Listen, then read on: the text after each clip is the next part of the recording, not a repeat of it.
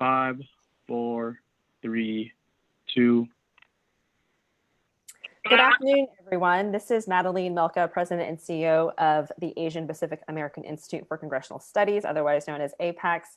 Thank you for joining us today for our APAICS in Conversation. We are especially delighted to have our special guest today because she is calling in from Hawaii, and with a 6-hour time difference, it is the crack of dawn there. So let's welcome Judge Jill A. Otake. She was nominated by President Donald J. Trump in December of 2017 and confirmed by the Senate as a United States District Judge for the District of Hawaii in August of 2018.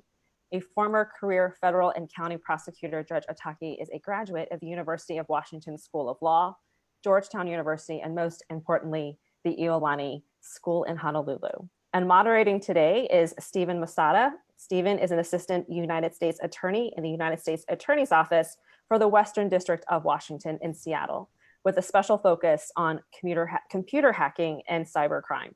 So let's get this started. Thank you so much for joining us. Thank you, and thank you, Madeline. Thank you, Madeline, and thank you all for tuning in today. We're excited to be joined by the Honorable Jill Otake, who I've had the pleasure of knowing since her service in the Western District of Washington. Welcome, Judge Otake, and I will do my best to refer to you as Judge and not Jill. Welcome. Thanks for getting up so early. So let's kick it off. You've charted a path through your career that has allowed you to reach sort of the highest levels of the legal profession. You have lifetime appointment as a federal judge. What made you decide to enter the career of law in the first place? You know, I wish I had some glorious story about wanting to do good in the world, but it actually started when I was in the 6th grade. I was part of a group project where we were supposed to cut out a picture from a National Geographic magazine of an animal. And my little group procrastinated. And the purpose of the project was to cut out the photo of the animal and then do a presentation about it.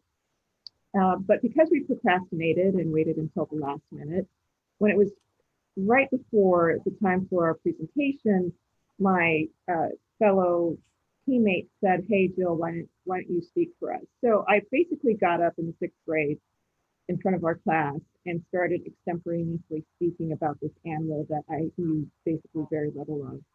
And it made me feel really good to stand up and speak publicly and speak extemporaneously. And I think at that time in my little 6th grade brain, that was what a lawyer did. So after that, I ended up in high school at Iolani joining the speech and debate team, and public speaking has always been, since the 6th grade, really a big part of my life. And then as I got older, I realized that part of it is true that attorneys do obviously do public speaking, although there's a wide variety of attorneys. And it just so happened that I was somebody who wanted to be in a courtroom because of that experience. And once I got into the courtroom, that was when I realized that you can do a lot of good in the law, that you can do a lot of service to the public in that arena. And so that's how I got here. It all started with a little bird in Africa many, many years ago. What a good opportunity that you took advantage of. Now, you talked about your legal career, and I think as lawyers know, there's sort of the lure of opportunity, both from the private sector, from in-house, as a private defense attorney, particularly for someone who's a skilled trial attorney as yourself.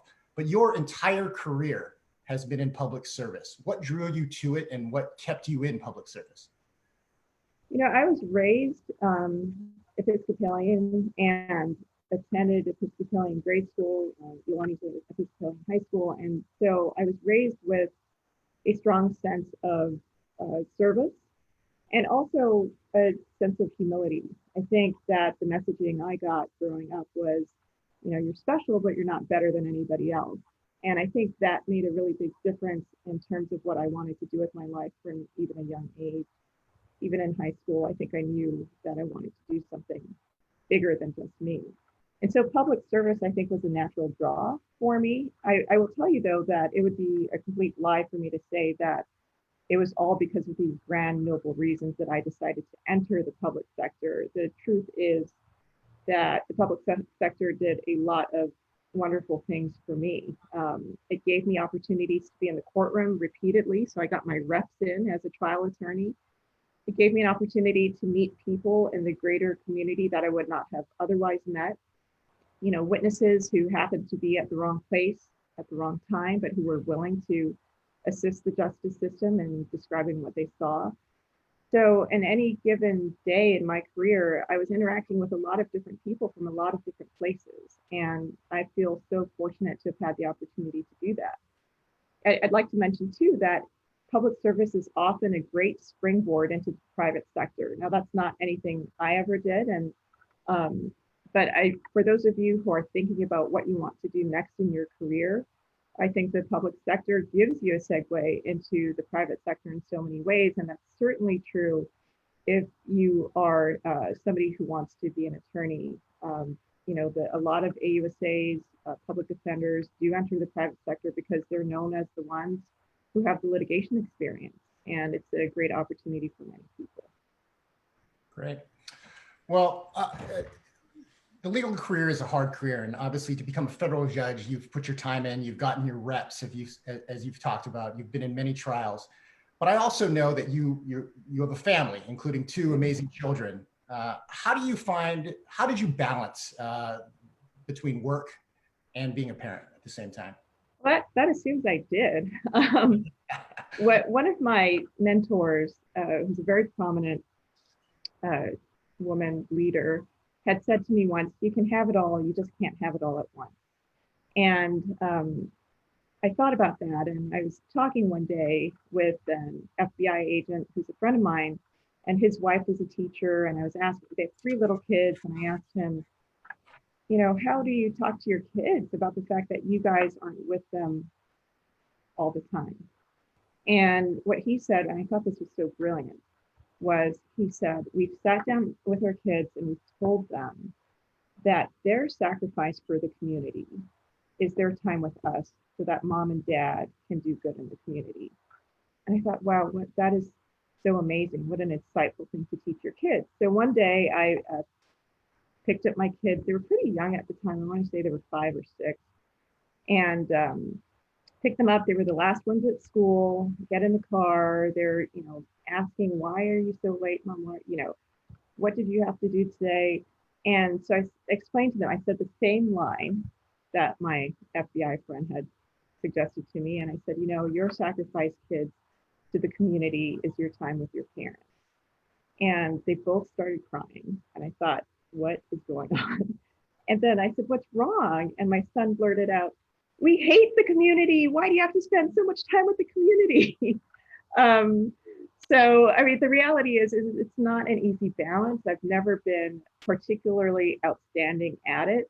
It helps a great deal to have kids who are now in a space to understand it. A husband who's always been very supportive of me, always understood that there were going to be times where work had to be the priority. If you're in trial, you don't have any priority other than that, unfortunately. And so it's not easy, but I will tell you that if you're able to make space and make time to be present with your family, to be present with your spouse, with your friends, I think that makes a big difference. Good. Now, Judge Otake, you know, after graduating from the University of Washington Law School, you did I think you did a brief clerkship, but the majority of your early legal career was in Seattle, both as a county prosecutor and then as an assistant United States attorney. You know, and during those years, you gained the respect and recognition not only amongst your colleagues but also within the legal community and the judiciary. But the choice to pick up and move back home to Hawaii must have been a big one. Why was returning to your home in Hawaii so important to you? You know, I really wanted my kids to be exposed to the culture that I grew up in, to be exposed to the family who raised me, to be exposed to the values that I had the great fortune of learning from and learning about. And I like to think that they are learning that now. And, you know, I think all of us have some sort of COVID-19 story, and mine is a good one. And it's for 2 months we couldn't find flour anywhere in the grocery stores. We could not. We were searching for it, just ordinary white flour. It could not be found. And then one day, out of the blue, I get a text from my auntie who's in her 70s, and she says, "Hey, my mom, who is in her 90s, knows how to get some flour. Would you like some?" And I thought, okay, only in Hawaii would a 93-year-old auntie have a hookup for flour, right? I mean, it's and she's my 93-year-old auntie too. She's the matriarch of our family. We have Sunday dinner with our extended family every week, and I grew up doing that. And I wanted my kids to be exposed to her, to see that generosity of spirit, that generosity of time and thought. In this crisis of everybody in my family, she's the one who's in most danger, right? Because she's elderly and she's not leaving her house. But in this time where nobody's ever lived through this before, she's thinking of us. And I think that just speaks volumes about the generosity of our culture here, about the sense of community here. And that's really what I want my kids to see, to learn, and hopefully emulate and pass on. Good. I think it's a testament to you as well on how much you valued, how much value you place in family. Now, turning back to your career, your court, the District Court in Hawaii, is the only federal court in the United States that is majority Asian and Pacific Islander. Do you think it's important for the Hawaii community to have a court that is representative of its community? Absolutely, and not just Hawaii, but elsewhere too. When I first entered this process and was confirmed, I was shocked to learn that I'm only the 14th Asian American female Article III judge in the country and in our history. And the woman whose seat I took, Susan Okimalwe, she was the very first. And so the fact that she was the first and she's just one judge generation ago is remarkable given our numbers in the population. My dear friend Karen Granscholer, who you will hear from, I think, later on in this series, was appointed right before I was, so she's number 13, lucky number 13. And she's the first ever Asian American female Article III judge in the entire Fifth Circuit. She sits on the District Court in Dallas.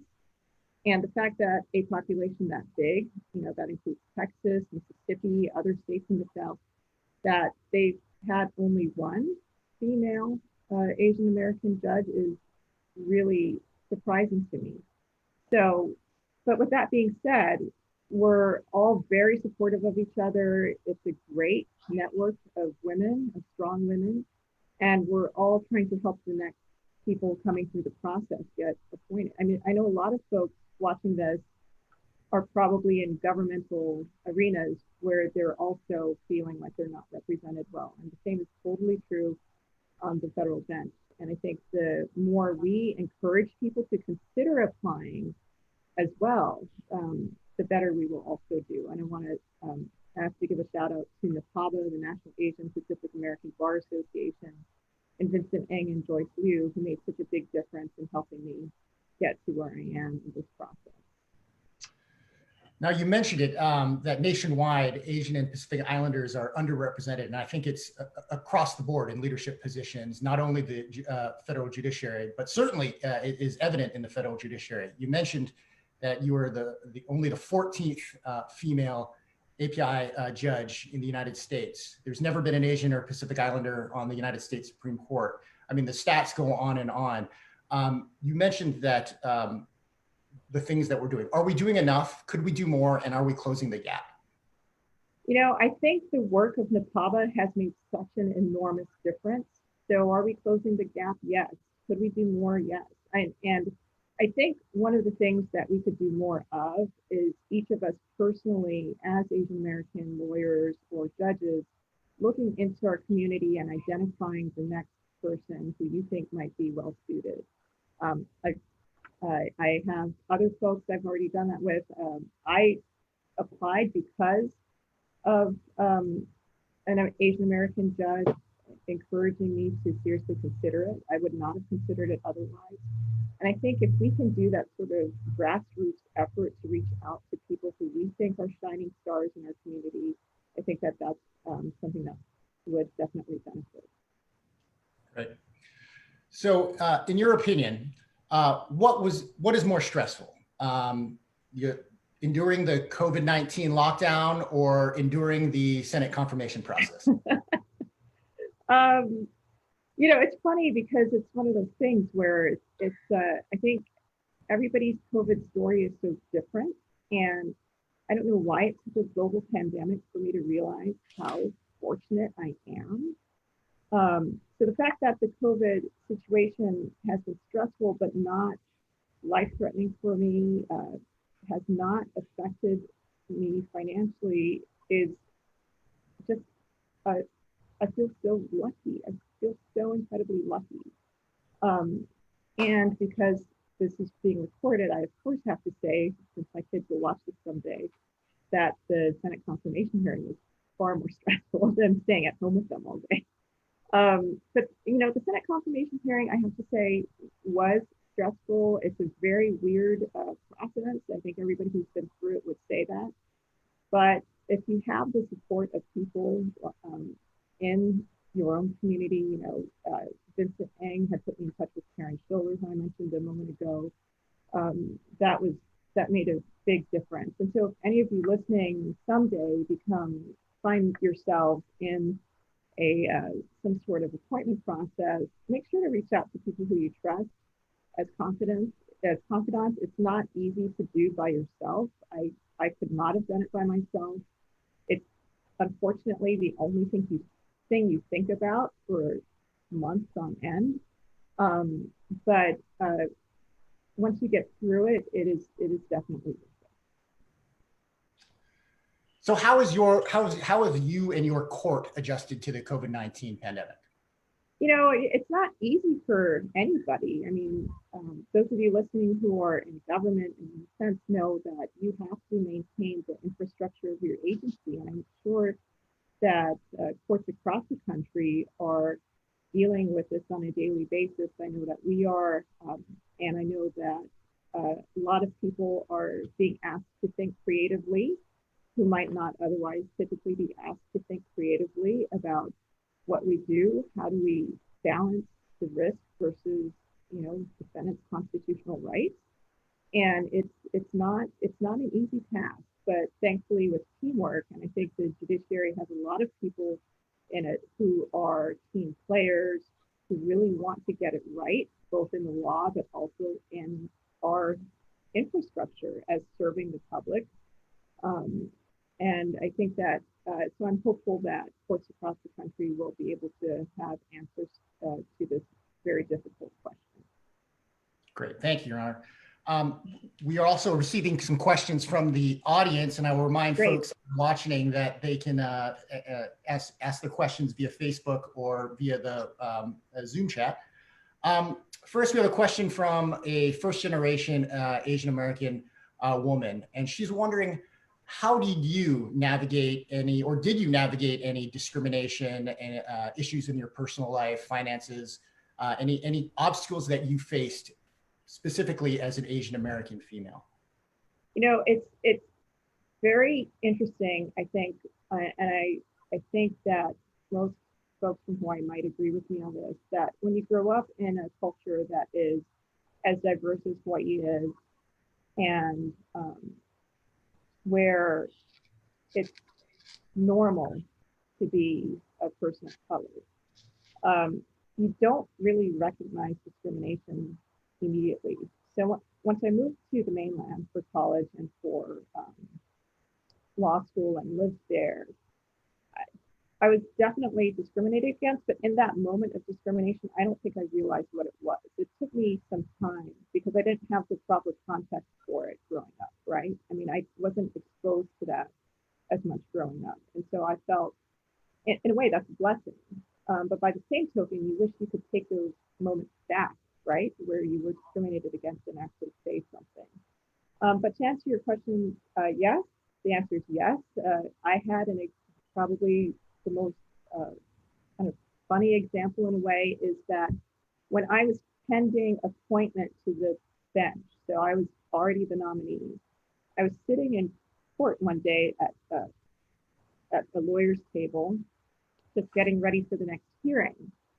And one of the attorneys who had just finished his hearing came up to me and asked me if I was the judge's secretary. And I said, no, I'm not. And that was it. And guess who was the first attorney to appear in front of me once I took the bench? So the answer is yes. And I certainly, if you're a woman of color in litigation, that's a challenge. There are a lot of people who don't expect you to be good at public speaking. I have a friend here in the community who, when she was coming up through the ranks, was told that perhaps she'd be better at transactional work because, that's just kind of more suited for you, when all she wanted to do was litigation. She's an Asian American female, and the fact that the partners in her firm were telling her that perhaps transactional work is better suited for her, I think, that's definitely a microaggression. And so the answer is yes, I did. How did I navigate it? Not well.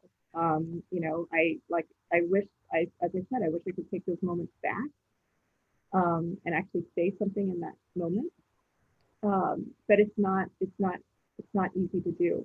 I will tell you that having a network of support of other women of color makes an enormous difference, because you can kind of decompress and process and talk to one another about their discrimination toolkits, for lack of a better word. How do you respond to discrimination when it punches you in the gut? And I think just having that network of supporters who you have access to when you're facing a situation like that makes a big difference. I mean, it's certainly good to have mentors and people you can look up to. We have another question from the audience, and they're wondering if you can speak to any advice you can give to somebody who's seeking motivation, who's pursuing a career in a field where they don't have someone to look up to that maybe looks like them or has shared their life experience. A couple of things. One, having a mentor of another race is not bad. I mean, that's if you can't find somebody who maybe meets your demographic, then find a person in your agency who you think is a strong leader, who you trust, who you believe would have your back, and go talk to them and just be honest with them and tell them, hey, I'm looking for guidance on something. The other thing I'd like to add is that they don't need to necessarily be in your field. So I'm not sure what field obviously this person is in, but let's say, you're in the legal profession and you're looking around and you're not seeing anybody who looks like you in the legal profession. Find somebody in the business world who maybe does, because a lot of our issues are very overlapping. I've realized that through time, a lot of the dynamics that we face translate across the different careers that we all face.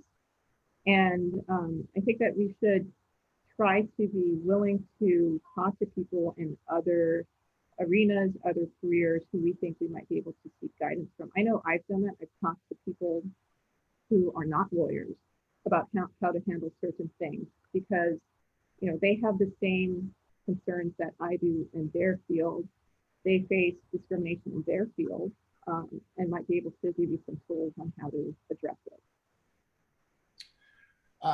Thank you, Your Honor.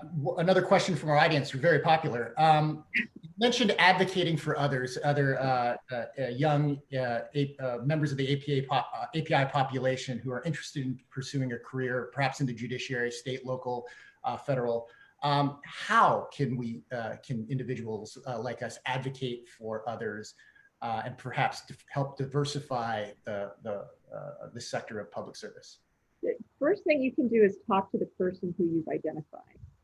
That is important. I think a lot of it's just not in our nature culturally as women and women of color, or even generally Asian American culture, to toot our own horns, right? I mean, we don't. It's not comfortable for us to talk about ourselves. And it's often, unfortunately, not comfortable for us to think of ourselves as, uh, ambitious, even though we may be. It's difficult to admit that, I think, because it's a challenge to acknowledge that you want to be a judge someday or things like that. So first, contact the person who you've identified and just say, hey, can I have coffee with you?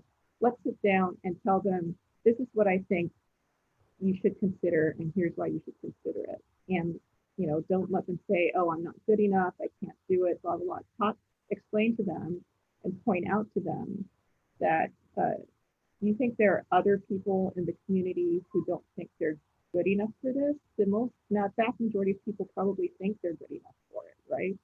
And then the other thing I would do is use whatever connections you have behind the scenes to talk to people, to start mentioning the name of this person. So if you have somebody who you think would be a star in your field, and you've already talked to that person, they are interested in rising into whatever position, talk to the folks, the connections you have in the community, and start mentioning that person's name. I wouldn't necessarily, me personally, I wouldn't necessarily come out of the gate and say, hey, I think so-and-so should be, named the CEO of our organization. But what you would want to do is you would want to start just kind of dropping that person's name a bit more, saying, hey, I just want to let you know there's this guy or this gal who's a rising star in our community. Here's what she's done. Here's what he's done. It's really amazing work. And that way you can start to kind of plant the seed of that person getting some attention that they might not otherwise. Now, we as a nation are sort of facing unprecedented challenges through this healthcare crisis, and I think we're all looking for leaders in the future for future generations. And you mentioned targeting individuals and feeding the pipeline for some of those roles. What does it mean to you to be a resilient leader? I used to think that resilient leaders were defined exclusively during difficult times, like the worst times imaginable. And then during this COVID pandemic, have had the opportunity to watch The Last Dance on ESPN. I'm not a basketball. I like basketball. I'm not a basketball expert or fan, but I've been watching The Last Dance, which is a series about the Chicago Bulls in the 90s.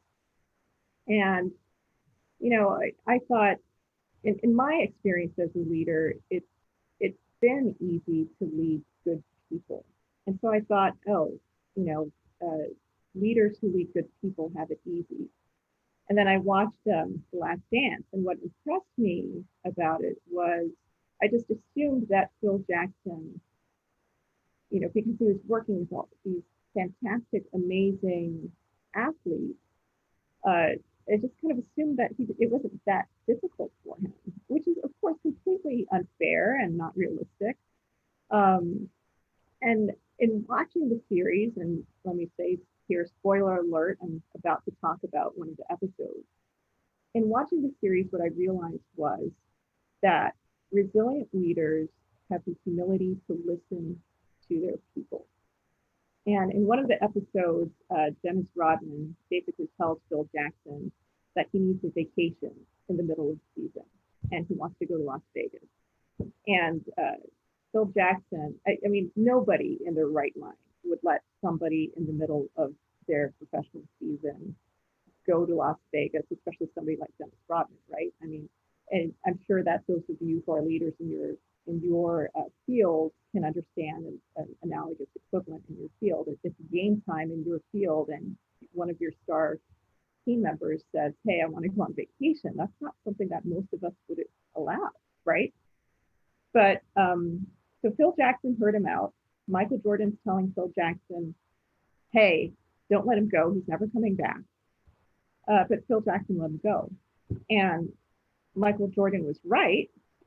He didn't come back. He had to go get him. But when Dennis Rodman came back, he played harder, he played better, he played stronger, and with the same commitment he had before.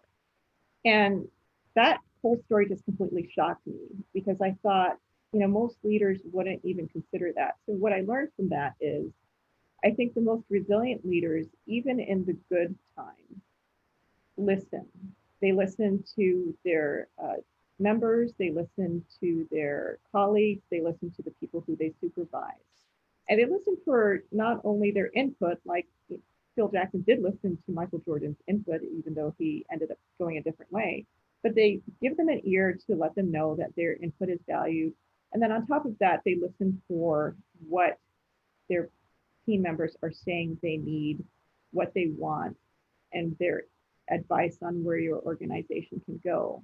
And that in itself is an act of humility, right? I mean, it's an act of humility to say that I, as a leader, am going to take the time to sit down with you, to listen to you.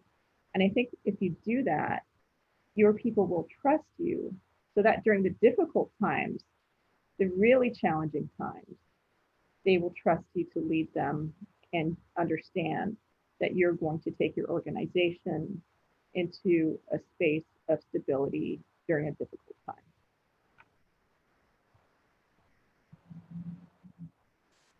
Well, Your Honor, Judge Otake, thank you for your time. I really appreciate it. And as the father of two daughters, again, I express my appreciation for the role you're playing, both for women and for the members of the API community out there. So thank you for taking the time out of your busy, I guess, morning.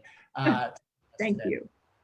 Thank you so much, Stephen. It's good to see you. And thank you again to APAICS for inviting me to do this. It was well worth waking up early in the morning for it. And I hope that all of you out there stay safe and continue to consider a career in public service. I very much appreciate this opportunity. Thank you so much, Judge and Stephen, for joining us this morning. Our next APAICS in Conversation is on May 18th at 12:30 p.m. Eastern with the Honorable Nisha Desai Biswal, former Assistant Secretary of State for South and Central Asian Affairs. And because next week would have been our Asian prom, we have a very special edition for APOM of APAICS in Conversation with your favorite members of KPAC, starting at noon on May the 20th. We have over 12 members already confirmed, and it's going to be an exciting afternoon of conversation as we celebrate APOM. Thanks for joining us, and we look forward to seeing you the next time.